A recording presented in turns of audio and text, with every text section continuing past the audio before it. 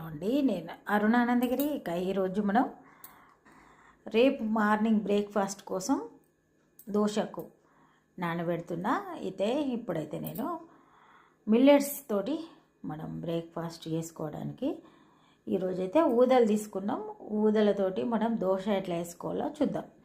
ఊదలు తిన్నప్పుడు ఎట్లాంటి బెనిఫిట్స్ ఉంటాయి అనేది మీరు సెర్చ్ చేసుకోండి.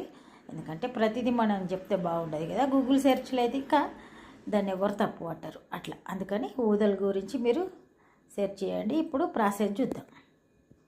ఇక్కడ చూడండి, ఒకటైతే మినప్పప్పు ఈ గ్లాస్ తోటి ఒకటి మినప్పప్పు వేసినాం, 2 ఊదలు వేసినాం. అటుకులు, ఇవి అటుకులు అంటే మనం దొడ్డ అటుకులు ఇవి చూడండి. మెంతి గింజలు ఇవి లేచి వేళ్ళు మునిగేదాకా ఇక్కడి దాకా వాటర్ నింపి పెడదాం.